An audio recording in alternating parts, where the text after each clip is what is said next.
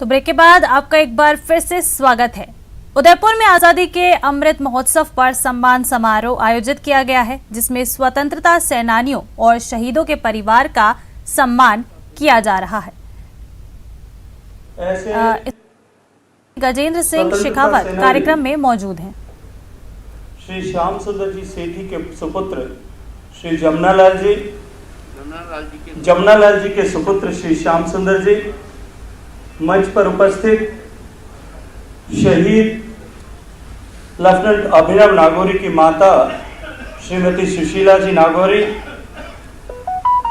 शहीद सिपाही रतन सिंह मीना की धर्मपत्नी आदरणीय श्रीमती पुष्पा देवी जी, इस सभागार में उपस्थित ऐसे सभी लोग जिनके दर्शन का सौभाग्य प्राप्त कर आज हम सब लोग पुण्य के भागी हुए, स्वतंत्रता के संग्राम में अपना सर्वस्व न्यौछावर करने वाले, अपने जीवन और जवानी को समर्पित करने वाले ऐसे परिजनों के ऐसे परिवारजन, मैं आप सबका अभिनंदन करता हूं, आप सबके चरणों में, श्री चरणों में प्रणाम निवेदन करता हूं।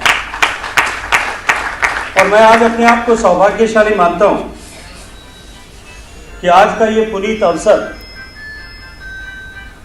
जो मेरे लिए प्रखर राजनीतिक चेतना के संस्कारों से जुड़ने का अवसर है, मैं आभार ज्ञापित करना चाहता हूं भारत सरकार के कला एवं संस्कृति मंत्रालय का कि ऐसे पुनीत अवसर पर मुझे एक ऐसी पुण्य धरा पर आप सबके दर्शन करने, आप सबसे बातचीत करने का सौभाग्य और अवसर दिया है, जो धरती पूरी दुनिया में स्वाधीनता के संग्राम के लिए, स्वधर्म के लिए, स्वजातीय बंधुओं के लिए और संस्कृति के मानबिंदुओं की रक्षा के लिए प्राणोत्सर्ग करने वालों लोगों की धरती रही है। मैं आज एक ऐसे महत्वपूर्ण अवसर पर, जब देश आजादी के 75 वर्ष पूरे करने वाला है, उस समय में देश भर में आयोजित होने वाले कार्यक्रमों की श्रृंखला में आयोजित हो रहे इस कार्यक्रम में मैं कला एवं संस्कृति मंत्रालय का आभार ज्ञापित करते हुए एक बार फिर इस धरती का वंदन करते हुए आप सबका अभिनंदन करना चाहता हूं। मित्रों, भारत का स्वतंत्रता संग्राम, जिस तरह से भारत सांस्कृतिक विविधताओं की धरती है, अलग अलग खान पान, वेशभूषा, अलग अलग तरह का आचरण, व्यवहार, बोली, इन सब के होते हुए भी भारत जो एकताओं के सूत्र में निबद्ध एक सांस्कृतिक राष्ट्र पुरुष के रूप में हम सब के सामने एक आदर्श के रूप में खड़ा है, उसे एकता के सूत्र में बांधने के अनेक कारक हम सब लोग कल्पना कर सकते हैं।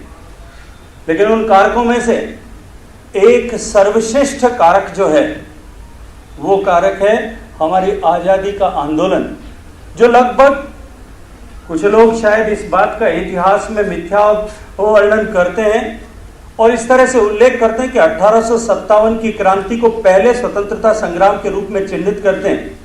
लेकिन दुर्भाग्य से, क्योंकि हमारा इतिहास ऐसे लोगों के द्वारा लिखा गया जिनकी दृष्टि और मानसिकता दोनों ही गुलाम परस्त थी, इसके चलते बहुत सारे ऐसे आजादी के आंदोलन की घटनाएं और योगदान और ऐसे राष्ट्र पुरुषों को भुला दिया गया जिन्होंने अंग्रेजों के भारत में आने के साथ ही अंग्रेजों के विरुद्ध संघर्ष का सूत्रपात किया था।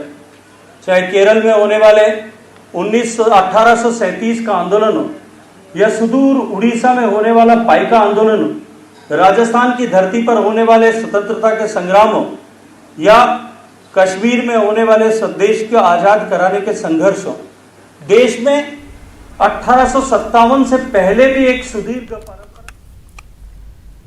अलवर में एक कबाड़ी व्यापारी का हरियाणा के रेवाड़ी में अपहरण हो गया है। इस संबंध में अलवर कोतवाली में व्यापारी के गुमशुदगी की रिपोर्ट दर्ज कराई गई है। व्यापारी 10 अगस्त से लापता है और अभी तक उसका कोई सुराग नहीं लगा है। पुलिस ने मामला दर्ज कर एक टीम हरियाणा के रेवाड़ी भेजी है। थाना प्रभारी के अनुसार अलवर निवासी गोवर्धन अरोड़ा ने एक रिपोर्ट दी है कि उसका भाई मंगत अरोड़ा कबाड़ का कारोबारी है। कबाड़ का कलेक्शन करने वो बाइक से रेवाड़ी गया था, लेकिन वो वापस घर नहीं आया। ऐसे में आशंका व्यक्त करते हुए गुमशुदगी की रिपोर्ट दर्ज कराई गई है। पुलिस ने मुकदमा दर्ज कर कार्रवाई शुरू कर दी है। आज सुबह एक मिस्टर गोवर्धन लाल अरोड़ा है, इन्होंने एक गुमशुदगी रिपोर्ट दर्ज करवाई है अपने भाई मंगत अरोड़ा के संबंध में, जिन्होंने बताया है कि ये मंगत अरोड़ा जो है स्क्रैप के व्यापारी हैं और कल मोटरसाइकिल से अपने व्यापार के सिलसिले में कोई पैसे का कलेक्शन करने के लिए जो है रेवाड़ी गए थे।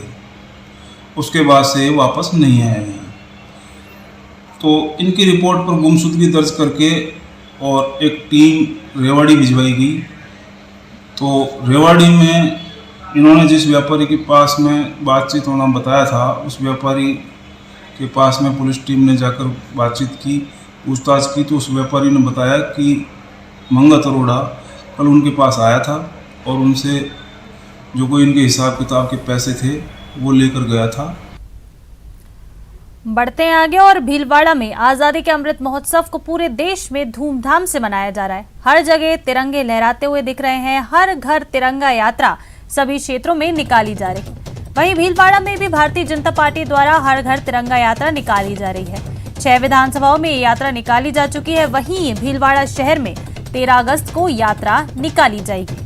75 फीट का तिरंगा स्वरूप साथ में लेकर और शहर में 75,000 तिरंगे बांटते हुए यात्रा मुख्य मार्गों से होते हुए गुजरेगी।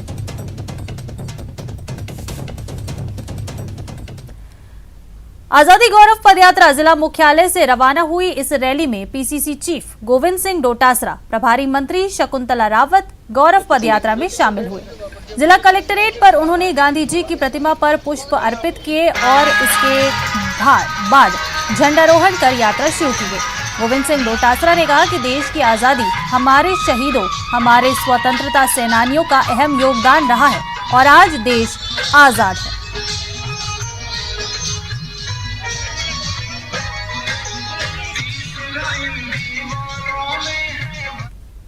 75वां हमारा जो भारत देश का आज़ादी अमृत महोत्सव मनाया जा रहा है। पूरे वर्ष भर ही ये प्रोग्राम चले हैं, सभी जगह पूरे देश में चले हैं।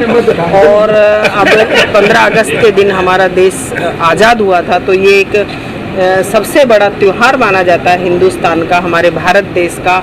तो अमृत महोत्सव के रूप में मनाया जा रहा है। आज आप देखेंगे कि जो कितने दिनों से चल रही है हमारी पैदल यात्राएं चल रही हैं, पूरे देश में भी चल रही हैं, राजस्थान में भी चल रही हैं। तो हमारे अध्यक्ष महोदय सामान्य गोविंद सिंह डोटासरा, विधायक महोदय पारीक जी हैं और खानू खान जी हैं और प्रभारी विशाल जी हैं, अध्यक्ष महोदय, सभी के नेतृत्व में पूरी कांग्रेस पार्टी के कार्यकर्ता आज तिरंगे झंडे के साथ में हमारी आन बान शान, जो हमारे देश की शान है, उसके साथ में जा रहे हैं। आपने देखा होगा कि बहुत आज़ादी, देश आज़ाद होने के बाद में जब जवाहरलाल नेहरू जी जब प्रधानमंत्री बने, तब उन्होंने अभी जैसे घर घर तिरंगा यात्रा चल रही है, ऐसे हर बच्चे के हाथ में, हर स्कूली बच्चे के, हर घर के बच्चे के हाथ में छोटा छोटा तिरंगा दिया था।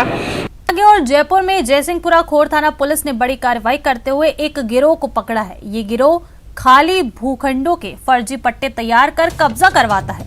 पुलिस ने गिरोह में शामिल 6 टगों को गिरफ्तार किया है, जिनके कब्जे से करीब 1000 से ज्यादा फर्जी आवंटन पत्र, रसीदें, साइट प्लान और करीब 45 अलग अलग सील, मोहर, रबर स्टाम्प बरामद किए गए हैं। ये गिरोह पंचायतों, सोसाइटी के नाम से फर्जी पट्टे, रसीदें और साइट प्लान बनाने में माहिर है।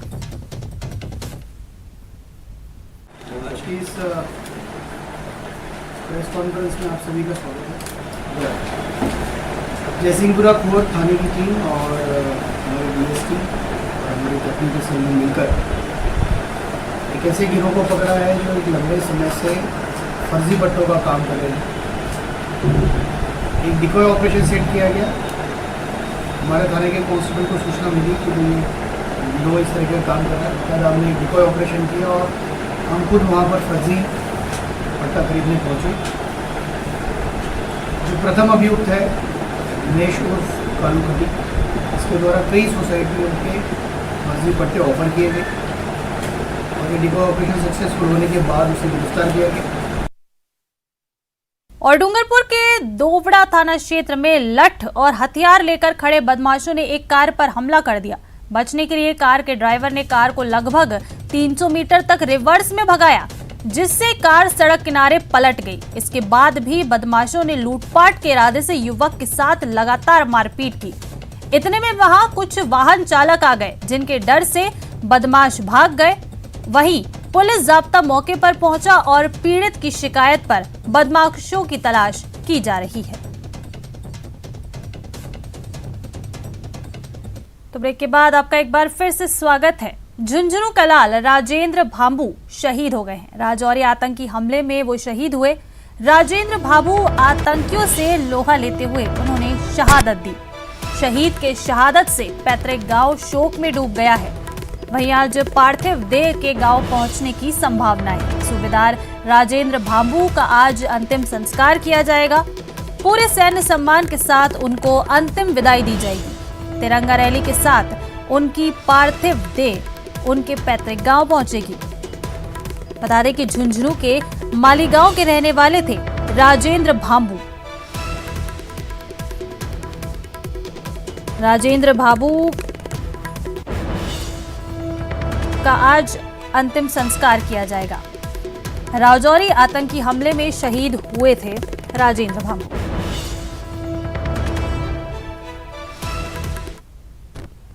बढ़ते आगे और बात करते हैं उदयपुर की। उदयपुर में नदी में एक युवक का शव बहकर आया है।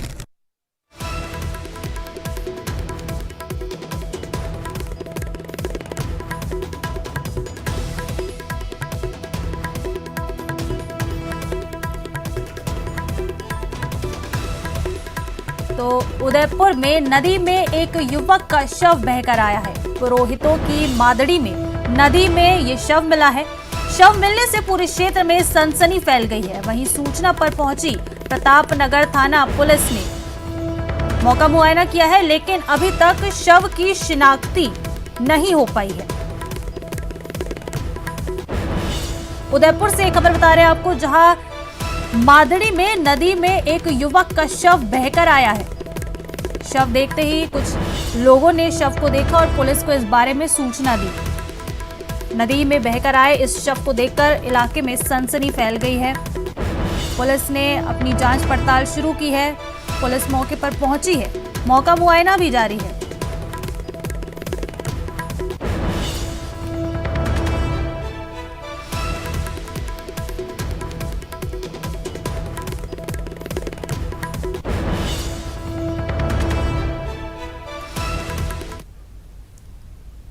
और प्रदेश भर में मौसम विभाग का येलो अलर्ट जारी है। प्रदेश के 22 जिलों में बारिश के आसार हैं। कुछ जिलों में हो सकती है भारी बारिश। बता दें कि अगले 4 दिन भारी बारिश की आशंका है। जयपुर समेत 22 जिलों में बारिश की संभावना है। मौसम विभाग ने येलो अलर्ट जारी कर दिया है। बता दें कि 22 जिलों में अजमेर, अलवर, बारा, भरतपुर, भीलवाड़ा, बूंदी जैसे जिले अलर्ट मोड पर हैं। कहीं तेज तो कहीं भारी बारिश की आशंका जताई गई है। प्रदेश भर में बारिश को लेकर येलो अलर्ट जारी। और चलिए जालौर से बड़ी खबर बताते हैं आपको, जहां चितलवाना क्षेत्र में मालवाड़ा में विरोध प्रदर्शन देखा गया। प्रधानाचार्य के तबादले में ये विरोध प्रदर्शन किया गया है, जहां सड़कों पर सैकड़ों छात्र और अभिभावक उतरे हैं। स्कूल के गेट पर ताला लगाकर प्रदर्शन किया जा रहा है। वहीं मौके पर भारी पुलिस फोर्स भी तैनात है। बता दें कि 2 दिन पहले छात्रों और अभिभावकों ने प्रदर्शन किया था और इस प्रदर्शन के दौरान छात्राओं के साथ कुछ बदसलूकी भी की गई थी, जिसका एक वीडियो भी सामने आया था। और वहीं अब एक बार फिर से प्रधानाचार्य के तबादले के विरोध में प्रदर्शन शुरू हो गया है।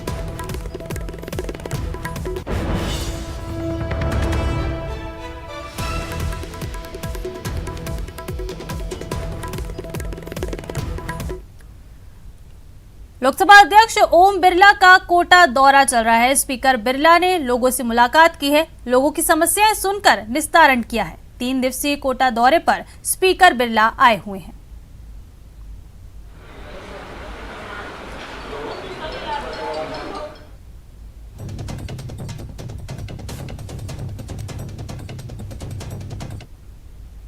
लोकसभा अध्यक्ष ओम बिरला 3 दिवसीय कोटा प्रवास पर हैं, कोटा दौरे पर हैं। लोकसभा अध्यक्ष ओम बिरला आज शक्तिनगर स्थित अपने कैंप कार्यालय पर लोगों के साथ मुलाकात कर रहे हैं, जन सुनवाई कर रहे हैं।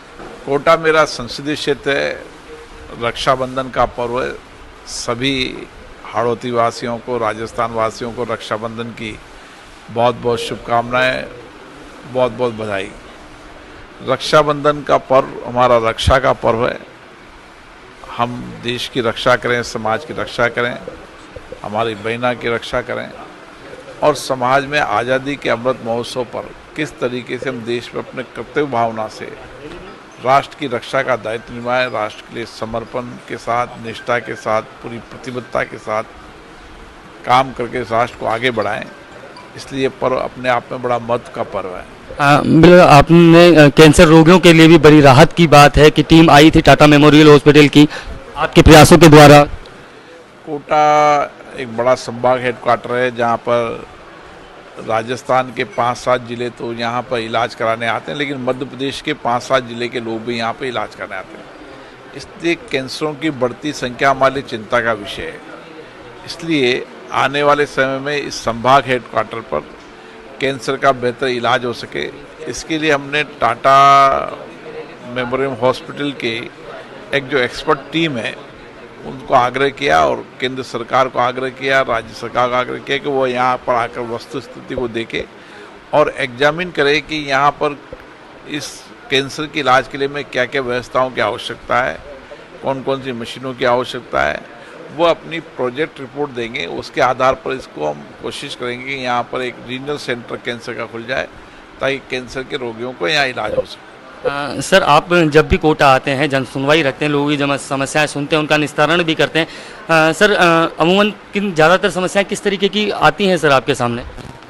समस्याएं विविध है और विविध समस्याओं का समाधान हो, सबको न्याय मिले, सबको समस्या का सरल तरीके से हो, इसके लिए प्रयास करते थे।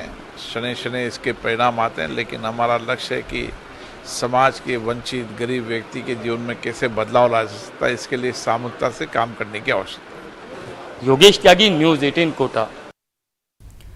कांग्रेस पार्टी की ओर से आजादी के 75 वर्ष के अवसर पर आजादी की गौरव पद यात्रा का आयोजन किया जा रहा है। गौरव यात्रा दौसा जिले के सिकराय विधानसभा क्षेत्र में पहुंची। इस दौरान सिकराय विधानसभा क्षेत्र के कालाखो गांव से लेकर संत सुंदरदास स्मारक तक की आजादी की गौरव पद यात्रा निकाली गई।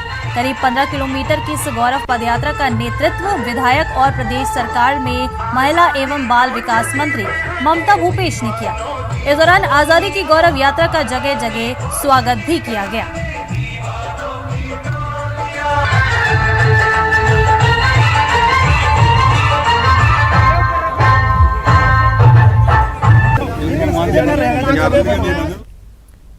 खबर 12 से, जहां युवक पर फायरिंग करने का मामला सामने आया है। पैर में युवक को गोली लगी है इस फायरिंग की घटना में।